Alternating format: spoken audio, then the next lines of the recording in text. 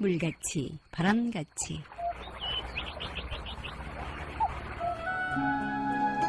성현의 말씀. 월호 스님. 불교를 믿는다는 의미. 불교를 믿는다는 것은 나를 믿는 것이다. 나를 믿는다는 것은 인과를 믿는 것이다. 나의 행위가 나를 창조함을 굳게 믿는 것이다. 안녕하십니까. 물같이 바람같이의 김자원입니다. 짙푸르던 한여름의 나뭇잎이 조금씩 가을맞이 준비를 하고 있습니다. 한숨 쉬듯 제 빛깔의 푸르름을 가끔 토해내고 있네요. 더딘 변화지만 어느 날 자신의 낯선 모습을 받아들이며 고즈넉한 마음으로 한 해를 마무리하는 나무를 보면서 우리의 삶을 느껴본다면 넉넉함과 편안함이 마음에 자리하리라 믿습니다. 불교를 믿는다는 것은 나를 믿고 인과를 믿고 나의 행위가 나를 창조함을 굳게 믿는다는 것이다 라는 말씀. 진실되며 있는 그대로를 보여주는, 그래서 내 행위가 매우 경건하고 조심스럽지만 그것에 대한 확신으로 찬찬하고 당당하게 살아가는 힘을 얻을 수 있습니다. 부처님 가르침의 위대함 다시 확인하면서 마음 가득 웃음 짓습니다. 행복합니다. 지혜와 복덕을 지니신 애청자 여러분과 함께 깨침의 소리, 진리의 말씀 전하는 뉴욕 불교방송 진행합니다.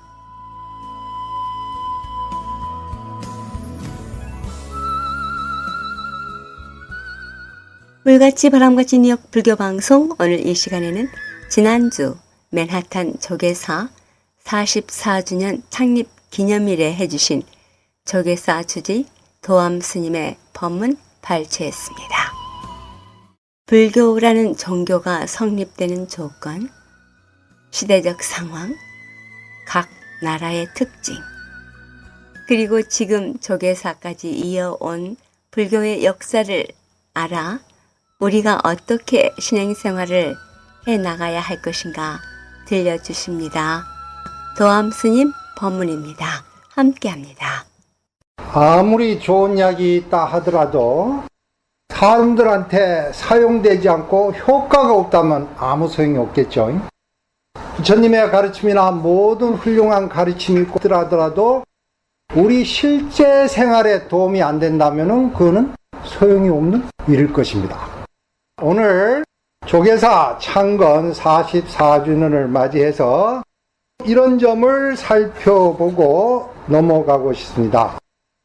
우리 절에 모인 이 모든 불자들이 이 얘기를 듣고 절이라는 건 어떤 것이고 누가 뭘 하는 것이고 어떻게 생겨났고, 더 중요한 것은 과거를 돌이켜 봐서 앞으로 우리가 살아가는데 우리 조계사가 어떻게 필요한 것이고 어떻게 됐으면 좋겠다는 걸 각자가 한번 생각해 보는 기회로 삼고자 이런 얘기를 합니다.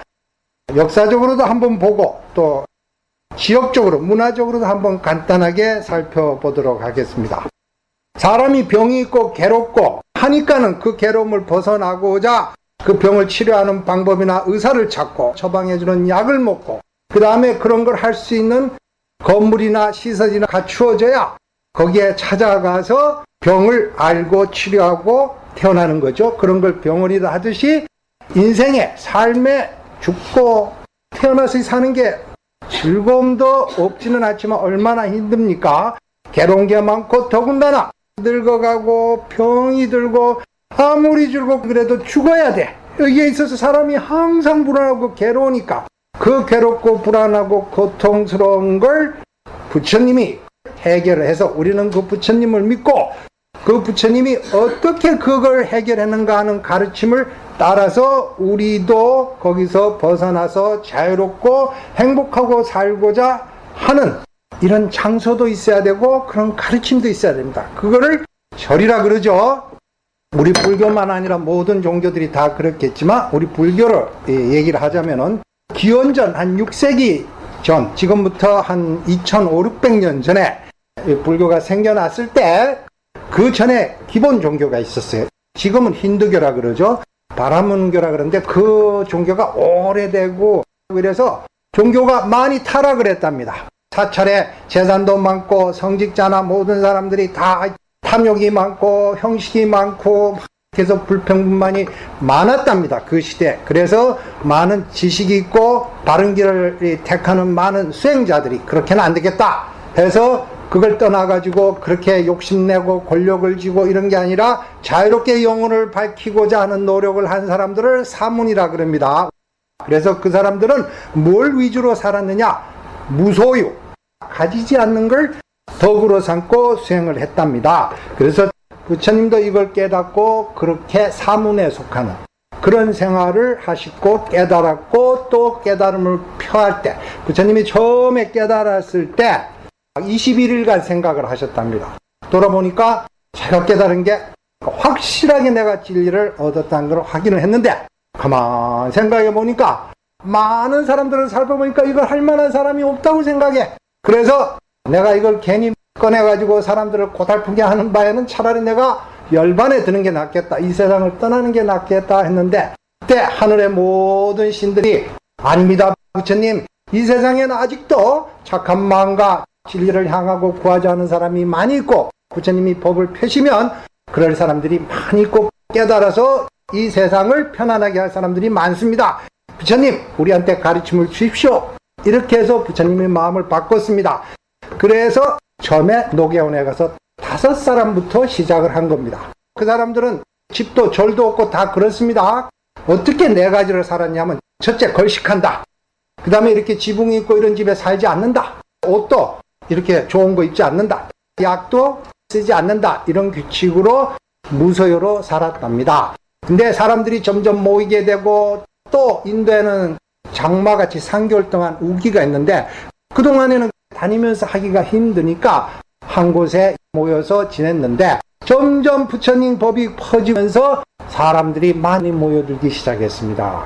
그때 그 인도에 나라가 많은데 가장 큰 나라가 마갈타라는 나라입니다. 부처님도 거기서 깨달고 그때 당시에 왕이 부처님하고 연배가 비슷한 빈비사라랑이라고 합니다. 아주 유명한 세속에서 가장 왕의 지위를 갖고 같은 출신인데 부처님도 왕자인데 부처님은 그걸 버리고 도를 닦아서 진리를 깨닫고 이 사람은 왕이 돼서 그 전체를 통일하는 그런 큰 건데 이 사람이 부처님한테 부탁을 합니다. 당신이 깨닫거든 나도 좀 깨달음을 얻게끔 이렇게 부탁을 합니다. 그래서 부처님이 깨닫고 난 다음에 이 왕이 처음으로 부처님과 부처님을 따르는 그룹들한테 건물과 땅을 기증을 합니다.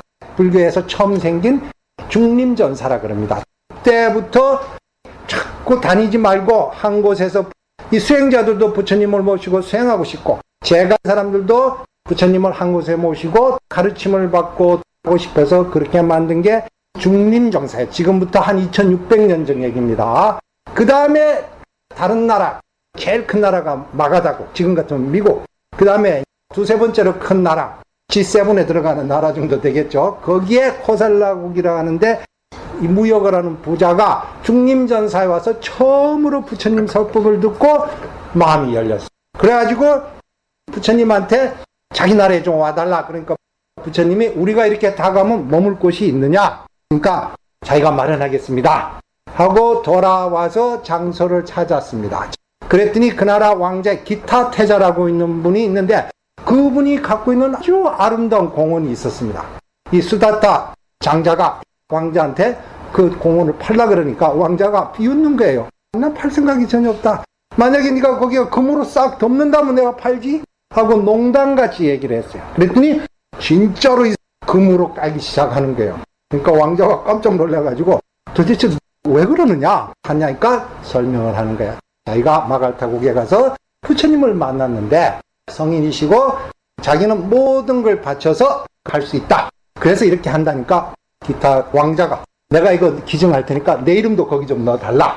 이래서 생긴 절 이름이 기원정사예요. 기타 태자 이름하고 고독원 해가지고 기원정사예요. 절이라는 게 이렇게 생겼습니다. 그래서 그 다음부터 부처님 당치도 생기고 그 다음에 쭉 퍼져나가면서 문화나 아니면 지역이나 세월이 흐르면서 많이 바뀌어서 지금 어디까지 왔다? 맨하탄 조계사까지 온 겁니다. 이 얘기를 들으면서 우리는 과거 공부를 하는 게 아니라 이렇게 생긴 절에서 우리는 뭘 해야 되고 어떻게 절을 운영해야 되고 하는 부분을 각자가 한번 생각해 보는 게 여러분들 절이에요. 그러니까 이 절은 부처님의 가르침과 부처님과 부처님에 대한 믿음과 가르침과 그걸 실천하는 사람들이 모여야 할 수 있는 장소입니다. 하나라도 없으면 이 절이 성립하느냐? 안 하죠.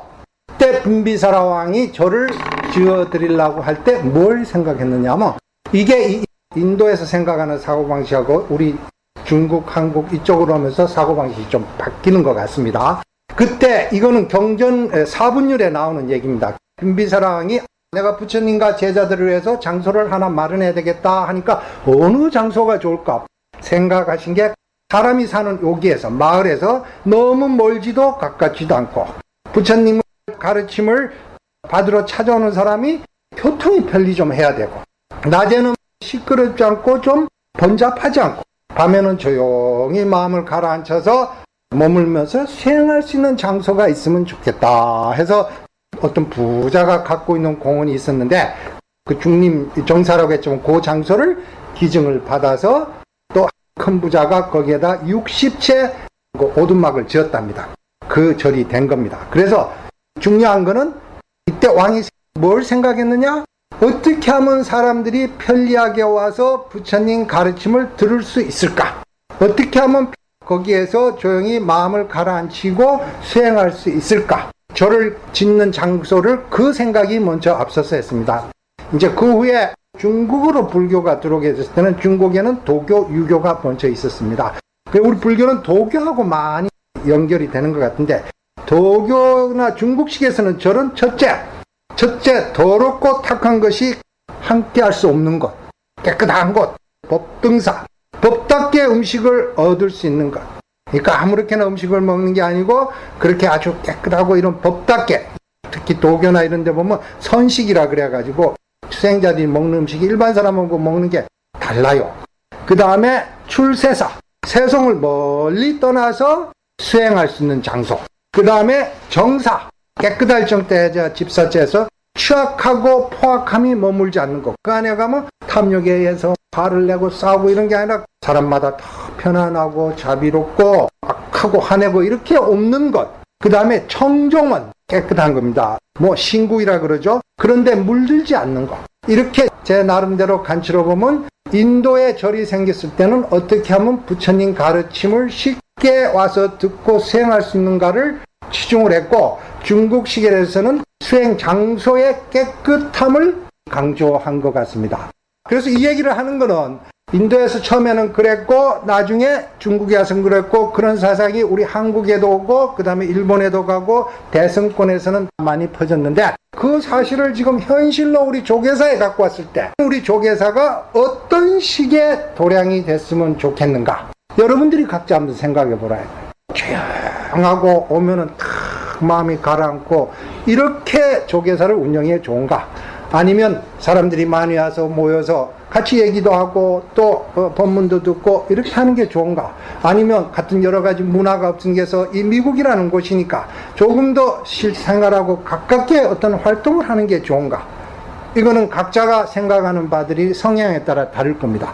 그래서 처음에는 그런 식으로 절이 시작을 했는데 점점 세월이 가면서 스님네들이나 수행자들이 머물러 있으면서 규칙도 생기고 가르침도 정리가 되고 이러면서 불교 교단이 점점 자리 잡는 거예요. 그러면서 거기에 부처님 돌아가시고 나서는 그 안에 치장도 하고 건물도 멋있게 짓고 행사도 그런 부처님의 가르침에 예식도 갖추고 하면서 불교 문화가 생겨난 겁니다.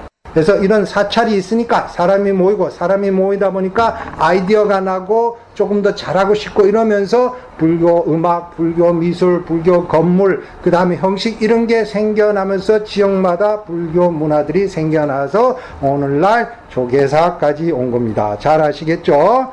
우리 조계사는 여러분들 부처님을 믿고 부처님 가르침을 전하는 사람이 있고 배우고 익혀서 같이 하고 싶은 사람들이 있고 건물도 있고 이렇습니다. 자, 이게 다 만족할 수는 없지만 이걸 우리가 어떻게 하겠느냐?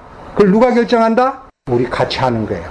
같이 하는 거예요. 스님 혼자 해서도 안 되고 여러분들 혼자 해서도 안 되고 다 같이. 또 여기는 뭐를 필요로 하고 어떻게 해야 우리 조계사 여기가 잘 유지가 되고 어떻게 해야 우리가 즐겁고 또 남들도 도울 수 있는가, 이런 식으로 한번 생각해 주시기 바랍니다. 그리고 오늘부터 관음 기도를 합니다. 자, 이런 얘기를 내가 암만 많이 하고 암만 좋은 얘기를 해도 여러분들 마음이 쫙 가라앉고 정신이 맑고 믿음이 없으면 안 들려요. 그냥 이 귀에 들으면 지나가 버려. 그러려면 어떻게 하면 이런 말이 들어오고 이렇게 할 수 있느냐? 내가 마음이 좀 가라앉아야 돼. 마음을 한 것에 좀 모을 수 있어야 돼. 이런 과정을 통해야 세상도 좀 보이고 내가 이런 생각도 하고 있구나, 내가 이러는구나, 이런 것도 좀 알고 남도 볼 수 있지. 맨날 자기 생각에 잡혀서 생각이 끊임없이 다니고 끊임없이 마음이 흔들리고 이러면 안 됩니다. 자, 이런 걸 하기 위해서 어떤 수행을 하죠?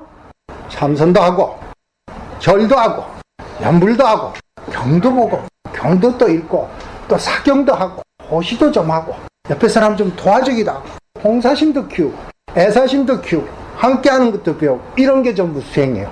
근데 오늘부터는 관음기도 100일을 해서 절을 100번을 한다든지 아니면 관세음보살을 1000번, 3000번 한다든지 아니면 참선을 내가 30번 한다든지 절에 와서 해도 좋고 집에서 해도 좋고 다 같이 혼자 하는 것보다 맞들면 더 힘이 생기고 모이면 힘도 생기니까 100일이라 할 동안에 내가 내 마음을 한번 탁 맑게 하고 힘있게 해서 세상을 조금 더 용감하게 긍정적으로 자비롭게 살 수 있는 힘을 키우기 위해서. 힘이 없으면 이런 얘기가 아무 소용이 없어. 그러니까 오늘부터 100일 기도를 하니까 하루에 1불, every day $1 for 100 days we do special 기도. All of you, I hope to join it. 오늘 본문은 다 끝내고 스트레스에서 오랫동안 대학 교수도 하시고 참선도 하시고 지금 연세가 80 중반이 넘어가는데 이렇게 건강하신 존 홀랜드 법사님이 잠깐 인사 말씀을 하겠습니다. 이날 행사에 해주신 존 홀랜드 법사님의 영어 축사는 늘 공부하시는 숭산 큰 스님과의 에피소드였는데요. 시간 관계상 들려드리지 못함을 양해 바랍니다. 지금까지 법문의 조계사 주지 도암 스님이었습니다. 지난 일요일 있었던 조계사 44주년 창립 기념일에는 여법한 법회와 법문 그리고 지금까지의 조계사 역사를 영상으로 보여주었으며 박기덕 법우님의 클라리넷 연주, 소프라노 서윤주 법우님의 독창, 그리고 마지막으로는 모든 불자님들이 함께하는 게임 등으로 창립 기념 행사를 즐겁게 진행했습니다. 조계사에서는 매일 오전 6시부터 30분까지 그리고 오후 6시 30분부터 7시까지 연불 기도가 있습니다. 매주 일요일 11시 정기 법회가 있으며 법문이 있고요. 매주 화요일과 목요일 6시 30분부터 8시 15분까지 연불과 참선 수행이 있습니다. 그리고 매주 첫 번째와 세 번째 토요일 오후 5시에는 500배 정진이 있고요. 매월 세 번째 토요일에는 오전 9시부터 오후 3시까지 용맹 정진 등 여러 수행 프로그램이 있습니다.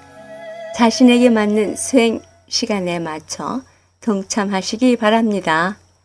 진정한 불자라면 수행 정진, 그것이 바로 답이라는 것 모두 알고 계시리라 믿습니다. 조계사 전화 212-665-3641입니다. 주소는 42 웨스트 96 스트리트 맨하탄에 있습니다. 조계사 공지사항 김영석 법우님입니다. 공지를 잠시 드리면요. 9월 11일 일요일 추석 차례가 있습니다. 원래 추석은 9월 14일인데 며칠 앞당겨서 하기로 했고요.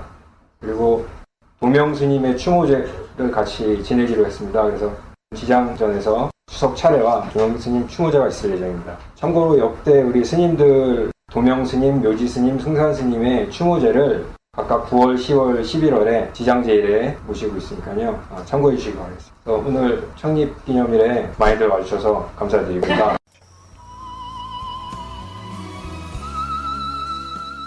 이어서 창립기념일을 맞아 신민규 법우님의 불교와의 인연과 조계사에서 도반들과 수행정진하는 마음을 적은 얘기입니다. 함께합니다. 올해 여름은 참 더웠습니다. 다들 덥고 습한 날씨에 기도하고 절하시느라 힘드시죠? 저도 압니다. 작년 이맘때쯤 절을 참 많이 했거든요. 제가 절에 처음 나온 게 작년 7월이니까 이제 1년이 조금 넘었습니다.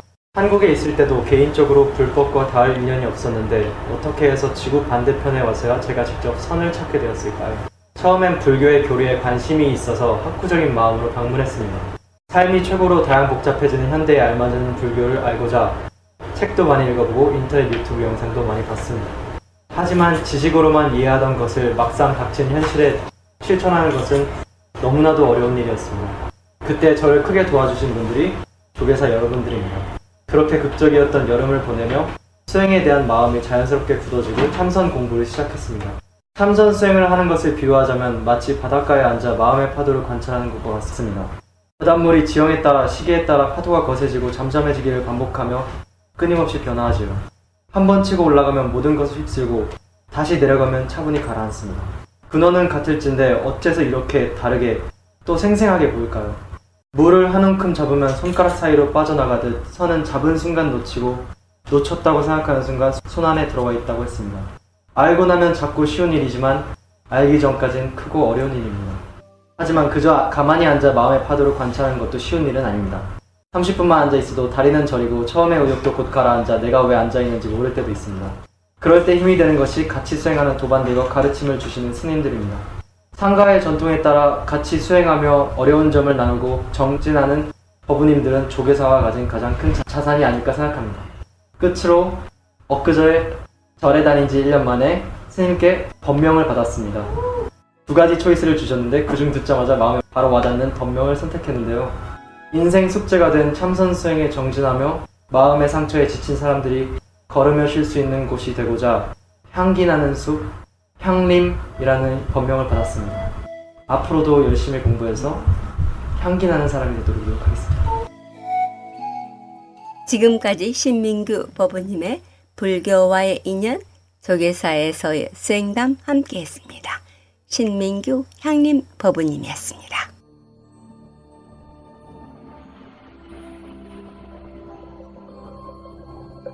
물같이 바람같이 뉴욕 불교방송은 부처님 말씀을 나누는 법당입니다.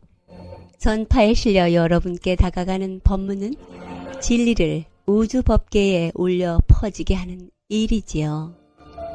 부처님 법을 알리는 공덕은 금은 보화를 산더미만큼 보시하는 것보다 더 크다고 하셨습니다. 그만큼 진리는 물질적 한계를 넘어선 일인 것이지요.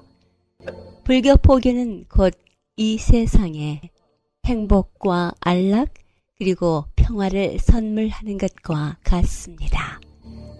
이러한 일은 어느 개인의 일이 아닙니다. 우리 모두가 해야 할 공덕이지요.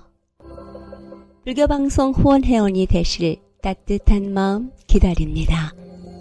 후원금은 세금 공제 혜택도 됩니다. 전화 347-512-8097로 해주시기 바랍니다.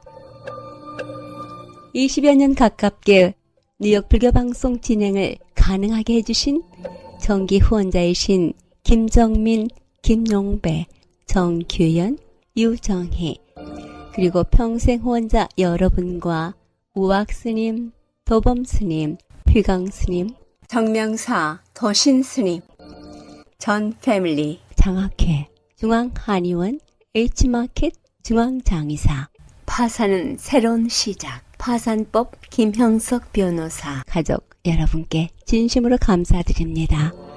그 외 보이지 않는 곳에서 여러분의 후원과 정성어린 마음이 함께하기에 뉴욕 불교방송의 진행 원만하게 할 수 있습니다. 고맙습니다. 그리고 이 방송 여러분과 함께 꾸밀 수 있도록 여러분의 신행담, 나누고 싶은 얘기 연락해 주시기 부탁드립니다. 전화번호 718-461-6131 347-512-8097입니다.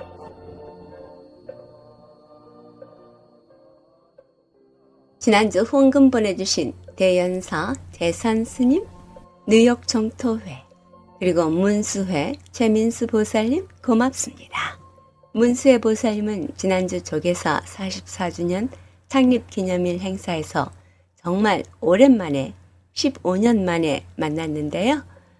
그 당시 대학생이던 보살님은 지금 두 아이의 엄마가 되어 활발한 기도 정진 수행을 하고 있었습니다. 옛 시절 그대로 밝고 명랑함을 지니고 있는 보살님, 오랜만에 만남 참 반가웠습니다. 대뜸 불교방송 후원하겠다는 보살님, 항상 부처님 말씀으로 인해 일체 중생이 마음을 깨끗이 하여 매일 행복하게 해주셔서 감사합니다. 덕분입니다. 라는 글을 곁들여 후원금 보내주셨네요. 정말 고맙습니다. 오랜 시간이 흘러도 빛바래지 않는 우리 도반의 인연 정말 반갑고 고맙습니다. 물같이 바람같이 뉴욕 불교 방송은 여러분의 후원과 격려로 진행됩니다. 늘 후원해 주시고 격려해 주신 여러분 진심으로 고맙습니다. 물같이 바람같이 뉴욕 불교 방송, 지금 이 시간에는 법륜 스님의 증문즉설입니다. 안녕하세요. 만나서 반갑습니다. 우리가 세상을 살아가면서 너나 할 거 없이 세상이 자기 원하는 대로 잘 안 돼요. 그렇죠? 원하는 대로 다 돼요. 아이고, 내 저 남자하고 결혼할 때 삶이 이래 될지 알았어요. 결혼하면 뭐 특별한 무슨 뭐가 있을 줄 알았지. 또 애를 낳아가 키우면 다 잘 될 줄 알았죠. 저렇게 속 썩일 줄 알았어요. 몰랐죠. 그런 거 다 속 썩일 줄 알았으면 안 낳지. 또 우리가 어떤 가게나 뭐 사업 시작할 때 다 돈 벌 줄 알았지 장사 안 될 줄은 생각도 안 해봤어요. 마치 노름하러 가는 사람이 다 따라가요, 일 걸어가요? 따라가지. 그거 같아요. 그런데 노름은 나 얘기가 나왔으니까 말이지, 우리가 그 노름을 하러 가는 사람은 다 따라가지만은 우리가 옆에서 구경하는 사람 입장에서 볼 때는 노름을 해가 다 딸 수 있어요, 없어요? 없지. 따는 사람이 많겠어요? 잃는 사람이 많겠어요? 잃는 사람이 많겠죠. 그게 옆에서 보면 환히 보여요. 그리고 노름하러 가서 돈 읽었다고 난리를 피우면 그게 별로 동정이 안 가요. 괜한 짓 했다 이런 생각을 하지. 그것처럼 인생도 마찬가지예요. 우리는 자기가 뭘 원하면 그게 다 이루어질 거라고 생각해요. 또 이루어져야 된다고 생각하고.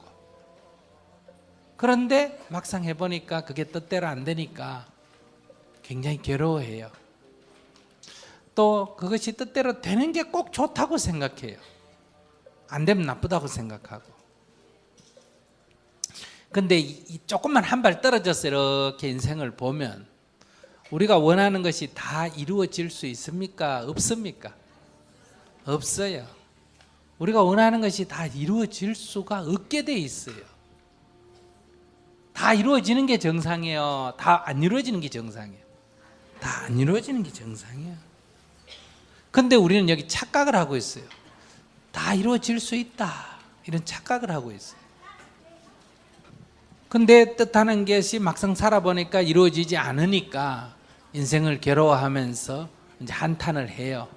아, 이 운명이 정해져 있나 보다. 안 되라고 정해져 있는 걸 내가 괜히 했나 보다. 이런 생각을 해요. 그래서 이제 첫 번째 하는 소리가, 아이고 내가 전생에 무슨 죄를 지었노, 이렇게 얘기해요. 아시겠어요?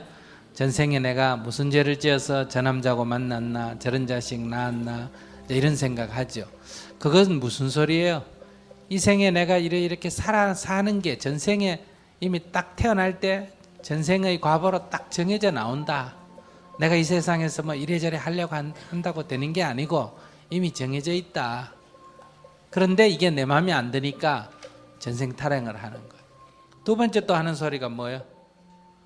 아이고 내 팔자야 이래. 사주팔자 탈행을 합니다. 태어나는 생년월시에 의해서 인간의 운명이 정해져 있다. 또 이런 생각을 해요. 또 다른 하나가 하는 게 아이고 하나님도 무심하시지. 옛날에 할머니 이런 얘기 많이 들어봤죠?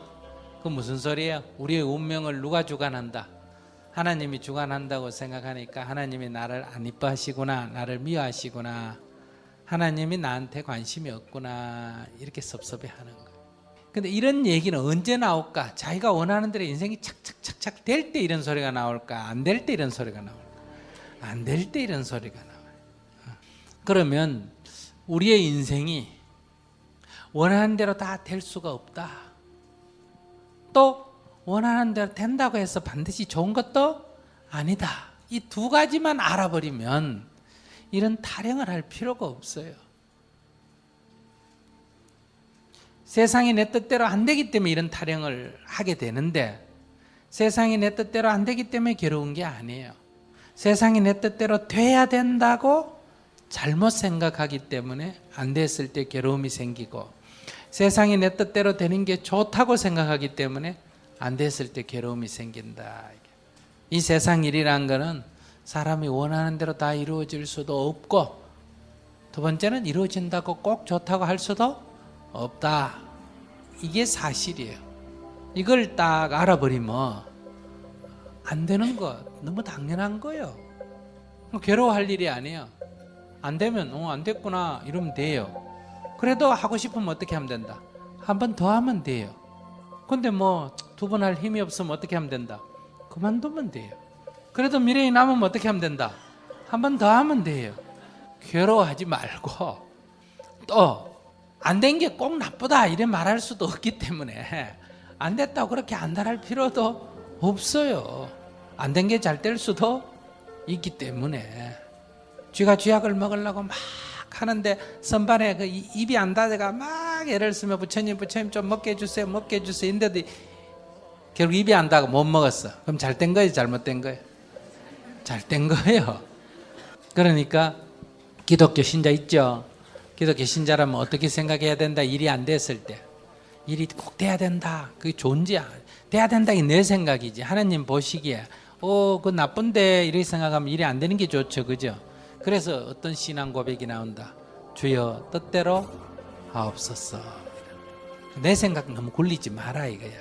주님께서 알았어, 되는 게 좋으면 되도록 하고 안 되는 게 좋으면 안 되도록 할 거니까 너무 그렇게 머리 굴리지 마라, 이런 얘기예요. 불교식으로 말하면 어떻게 말한다?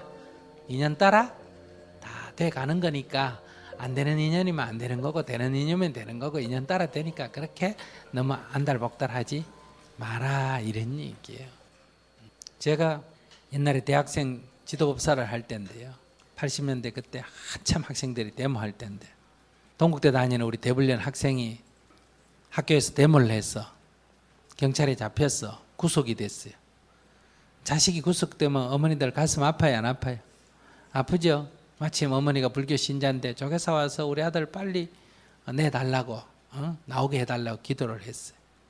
근데 이제 1심에서 2년 징역을 받고 집행유예를 3년을 받아가 3개월 만에 나왔어요. 그 어머니가 기도 성취됐다고 너무너무 좋아했어요. 근데 나와가지고 3개월 만에 교통사고 나서 돌아가셨어요. 그러니까 그 어머니가 나를 붙들고 아이고 내가 아들 죽였다고 이제 또 울고 그러는 거예요. 막 감옥에 있었으면 죽었어요, 안 죽었어요? 안 죽었었는데 내가 억지로 꺼내가지고 죽였다고. 그러니 내가 어떤 것이 이루어졌다고 좋아한다고 그게 꼭 좋은 게 아니고, 안 된 게 나쁘다 하지만 꼭 나쁘다고 할 수도 없어. 몰라 우리는. 근데 우리가 모르면 기도를 할 때 어떻게 해야 된다? 관세음보살은 천수천안, 눈이 천개고 손이 천개니까 다 알아서 하실 거 아니에요, 그죠? 기도할 때 어떻게 한다? 관세음보살님 알아서 하십시오. 이렇게 기도를 해야 돼. 아시겠어요? 되는 게 좋으면 어떻게 하고 되도록 해주시고, 안 되는 게 좋으면 안 되도록 해주시고, 나는 다만 기도할 뿐입니다. 이렇게 해야 되는데, 여러분들은 자기가 원하는 대로 안 됐다고 기도해봤자 소용없더라고 팩 돌아서고 그래요. 그래 저리 다니다 교회 가고 이래. 그래서 이런 운명이라는 것도 잘못된 생각 때문에 이 운명에 대한 얘기가 자꾸 나오게 되는 거예요. 근데 우리 부처님 가르침 중에 첫 번째가 뭐예요? 재행무상이다. 변하지 않는 것은 없다. 변하지 않는 것은 없다. 이 말은 내가 가진 재물이 영원히 있을까? 언젠가는 없어질까? 없어지겠죠. 내 태어난 나는 영원히 살까? 언젠가는 죽을까? 언젠가는 죽겠죠. 젊음이 영원히 유지될까? 늙을까? 늙겠죠. 그러니 그 무엇도 집착하지 마라, 이런 얘기. 영원한 것은 없다. 그럼 허무한 게 아니냐, 또 이렇게 생각해요, 사람들. 근데 재행무상이 우리에게 굉장히 희망적이에요. 우리가 지금 겪고 있는 고통, 아까 뭐 운명이란 게 뭐 정해져 있다, 변하지 않는 게 있다, 이런 얘기인데, 우리의 고통 재행무상이니까 이 고통이 변한다는 거예요, 안 변한다는 거예요?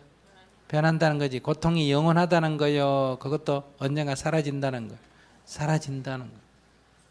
그러니까 재행무상이다, 이 말은 벌써 운명론에 반대되는 얘기예요. 운명론을 부정하는 얘기다, 이 말이에요. 그러니까 지금 우리가 받고 있는 이런 속박, 고뇌 이런 거 다 영원한 거 아니에요. 그러니까 우리는 여기서 벗어날 수가 있는 거예요. 자, 그런 얘기를 하면서 어떤 그것이 불교 얘기든 기독교 얘기든 그런 것을 교리를 갖고 설명하거나 신앙을 갖고 얘기하는 게 아니라 우리 생활에서 일어나는 문제를 가지고 우리가 조금만 깊이 살펴보면 우리는 거기는 바른 길, 지혜로운 길, 그 문제를 해결할 수 있는 길을 찾을 수가. 법륜 스님의 동영상 법회 참석하시고자 하시는 분 뉴욕 정토에 연락하시기 바랍니다. 전화번호 718-461-2486입니다. 희망세상 만들기 법륜 스님의 증문즉설이 9월 11일 3시 30분 맨하탄에서 있습니다. 게이트웨이 아트센터에서 있습니다. 문의 전화 212-222-0636으로 하시기 바랍니다. 그리고 뉴저지 강연은 9월 12일 월요일 7시 30분 에디슨 한인성당 54 라슨 애비뉴 에디슨에서 있습니다. 문의 전화 201-324-3834로 하시기 바랍니다.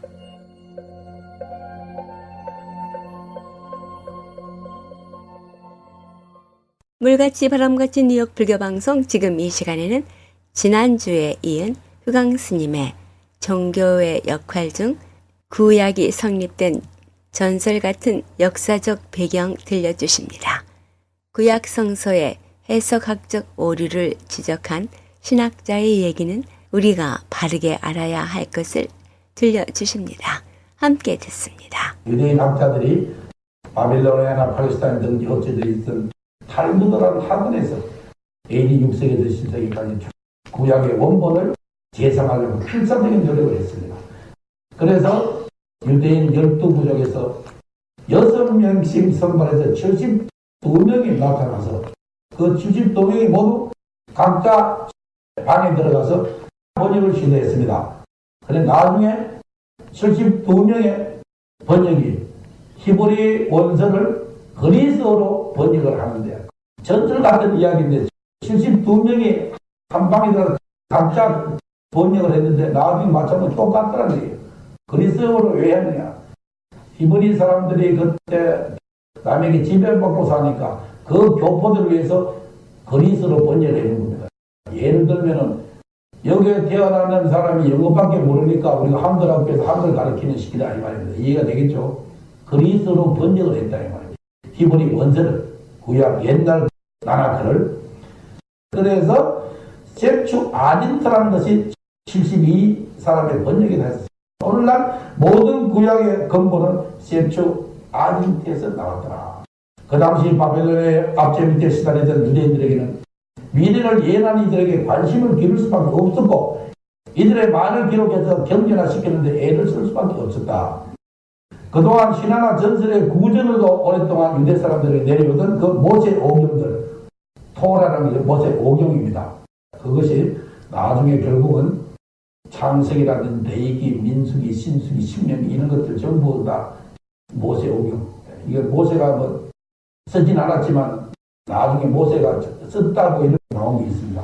그래서 그동안 신화 전설의 구전을 내려던 모세 오경 나라가 왜 경전으로서 체제를 갖췄는가? 그런 히브리 경서들을 경전화해야 하는 역사적인 세 가지가 있었다.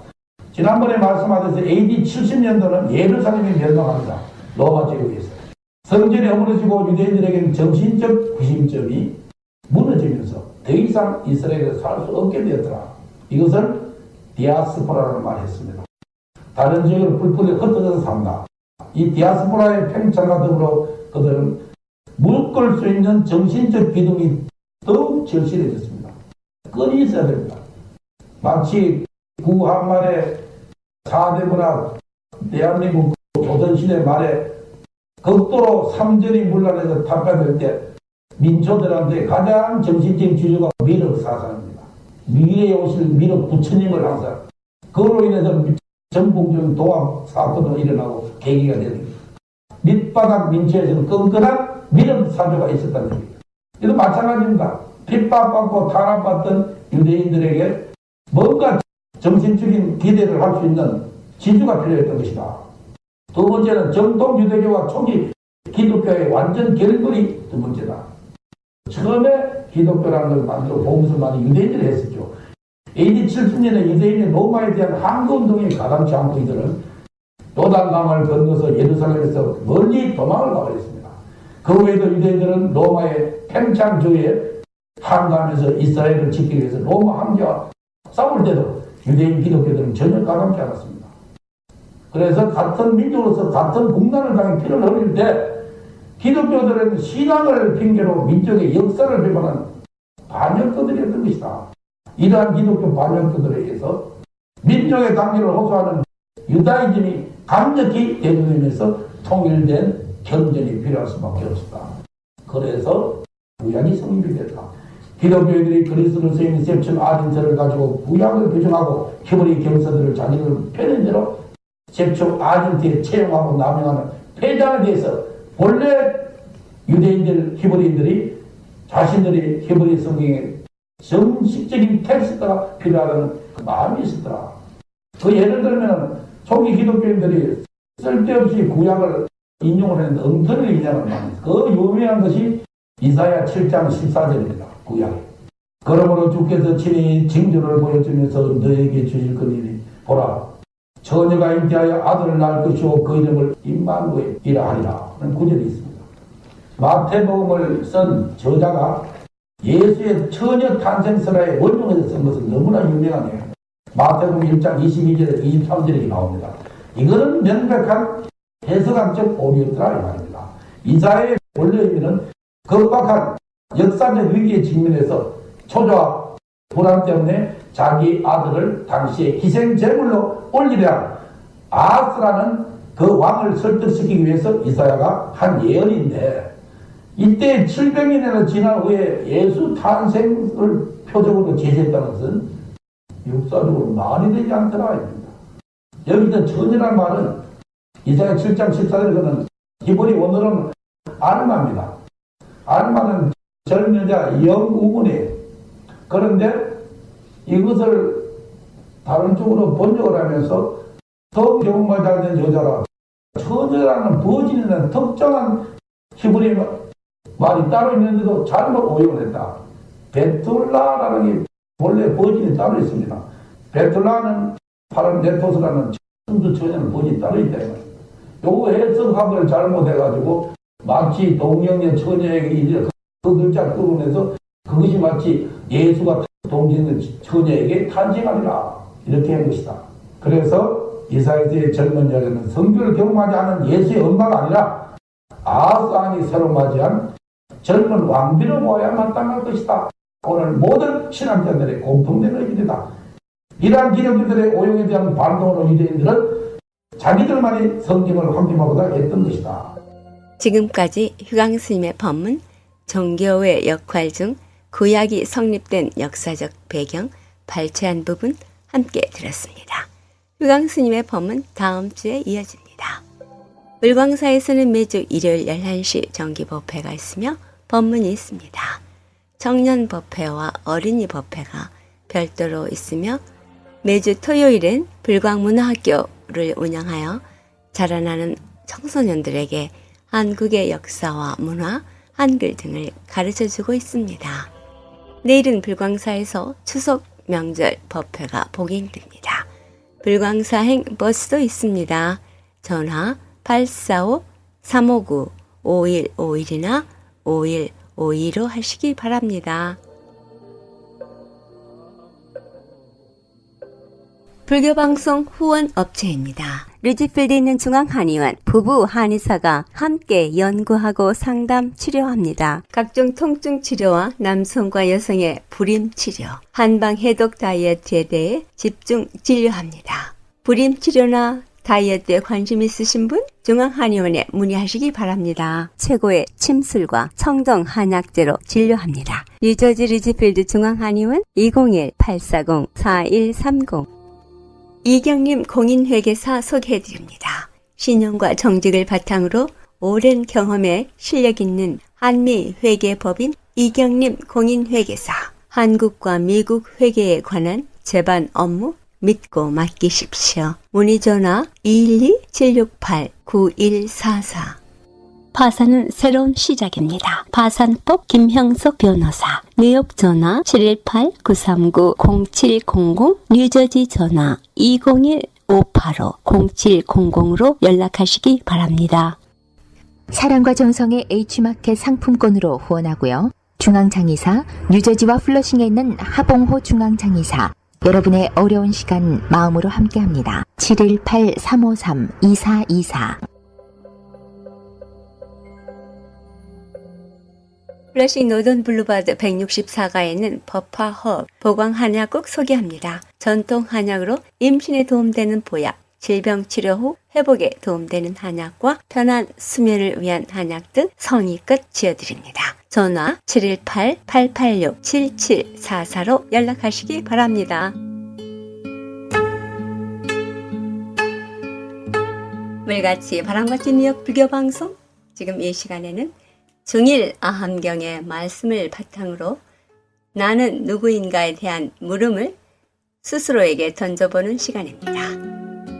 나는 누구인가라는 물음은 수행을 하고자 하는 이들이 가장 먼저 해봐야 하는 의문이 아닐까 합니다.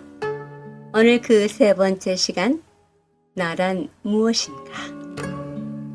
나란 무엇인가? 나라는 것은 추상명사, 즉 이름 붙여진 것이다. 몸과 마음을 지배하고 통제하는 그런 나, 아트만, 영혼은 없다. 또한 설사 그런 게 있더라도 몸과 마음을 완전히 통제하지 못한다. 그래서 몸은 병들어가고 늙어가고 마음은 온갖 고통에 시달린다. 그렇다면 그게 무슨 효용성이 있겠는가? 또한 그런 게 있다고 한들 그것에 집착한다면 오히려 더 큰 고통만 초래할 뿐이다. 상주불변에 나는 없다. 다만 그런 나가 있다고 착각하고 있을 뿐이다.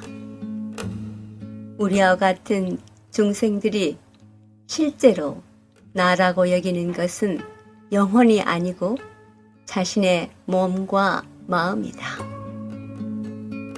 그래서 몸에 조그만 해로움을 당하면 화를 내고 또 조그만 마음이 불쾌해도 화를 낸다. 그것만 봐도 몸과 마음을 나로 여기고 있다는 걸 알 수 있다. 몸과 마음 이외에 어떤 영원한 것이 있고 그걸 나로 여기는 게 아님을 간파하자. 실제가 가장 중요하다. 똑바로 있는 그대로를 알아차려야 한다. 몸과 마음 이외에 몸과 마음을 자유자재로 지배하고 통제하는 그런 나, 영혼, 아뜨마는 없다. 또한 몸과 마음 안에도 그러한 것은 없다. 오온, 즉 색수상 행식 그 자체에도 또한 나라는 것은 없다. 그럼 과연 우리는 무엇을 나라고 부르는가? 나라는 것은 무언가? 몸과 마음 바깥에도 나는 없고 또한 몸과 마음 안 그 자체에도 나는 없다. 나라는 것은 우리 인간들 사이에서 쓰이는 명칭이자 호칭이다. 이런 몸을 가지고 이러한 마음을 쓰는 걸 나라고 부를 뿐이다. 마치 특정한 동그란 금속 조가리와 네모난 종이를 돈이라고 부르는 것과 같다. 우리는 돈이란 명칭을 많이 쓰지만 돈이란 명칭 하나만을 본다면 그것은 가상의 것이다.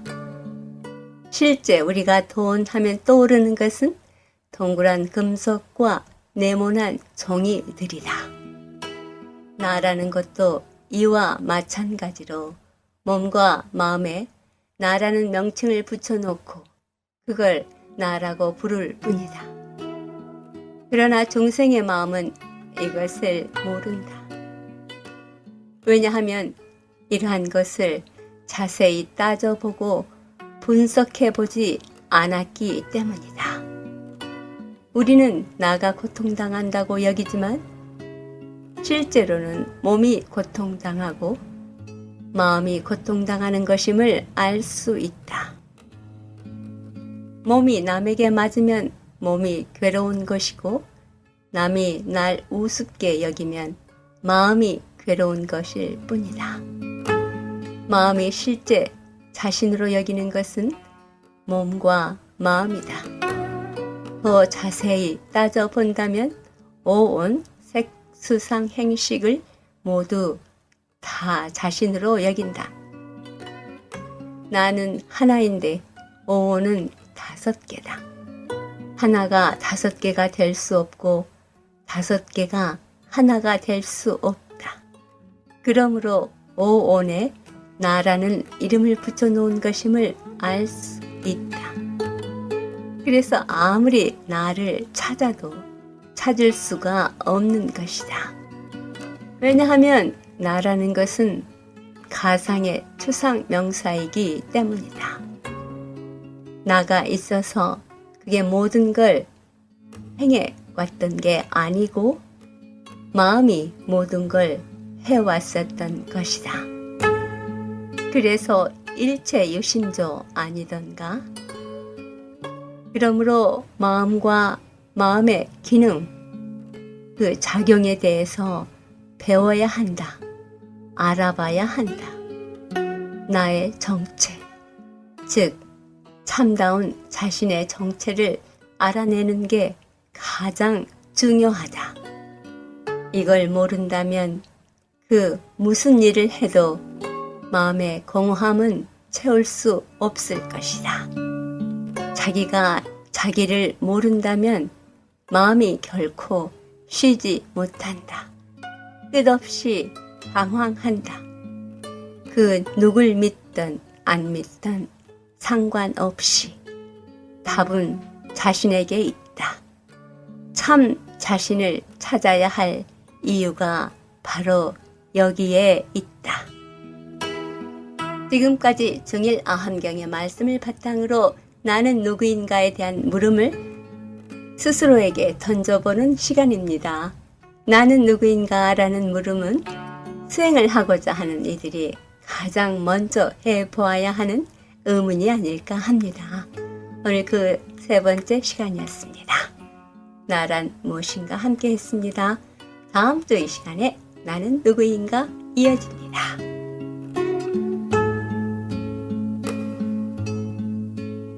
불교계 소식입니다.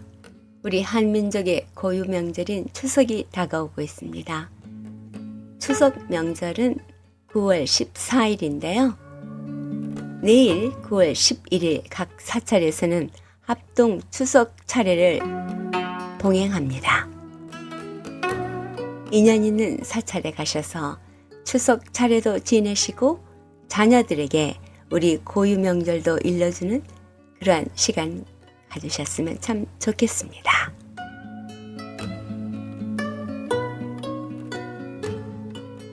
원적사에서 알려드립니다. 원적사 창건 14주년 기념법회가 오는 10월 2일 오전 11시 원적사 대법당에서 있습니다. 여러분들의 많은 동참하셔서 창건 10주년 법회 축하 부탁드립니다. 원적사 전화 973-546-2700입니다. 물같이 바람같이 뉴욕 불교방송 함께 들어주신 여러분 진심으로 고맙습니다.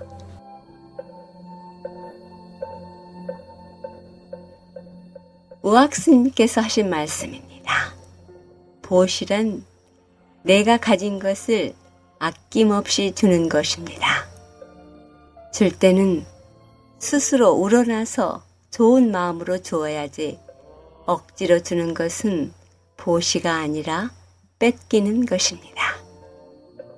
그리고 주어도 주었다는 잔상을 남기지 않고 주어야 비로소 진정한 보시의 완성이 됩니다. 라고 하셨습니다. 불교에서 얘기하는 무주상 보시를 잘 설명해 주셨습니다. 자기가 지니고 있는 것은 무엇이든 보시의 대상이 된다는 것 아시지요? 물질은 물론 환한 웃음, 다정한 눈빛, 단정한 모습으로 상대를 편안하게 하고 따뜻하고 다정한 말씨로 안심과 위로를 주는 등 진실한 마음으로 성의껏 베푸는 마음으로 살아간다면 자신은 물론 주위 분들 모두 평화롭고 행복하시겠지요? 내일은 가까운 사찰에 가셔서 좋은 법문 들으시고 또 추석 차례도 지내시면서 자녀들과 함께 우리 고유 명절에 대해 알려주는 것도 좋을 듯 싶습니다. 함께하는 도반들과의 좋은 인연도 잘 가꾸시기 바랍니다. 지금까지 진행의 김자원이었습니다. 다음 주 시간까지 편안한 시간 보내시기 바랍니다.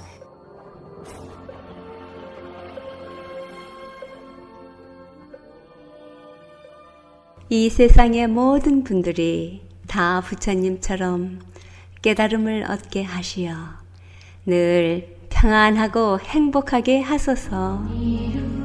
부처님의 큰 광명과 수행으로 모든 업장 소멸하고 무량한 지혜를 얻어서 자신을 제도하고 널리 모든 분들을 제도하게 하소서.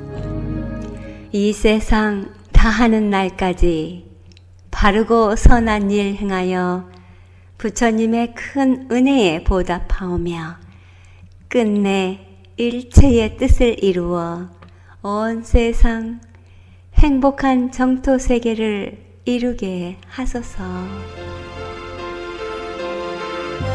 불자님들의 4가지 거룩한 서원 김희진이 노래합니다. 서홍서원.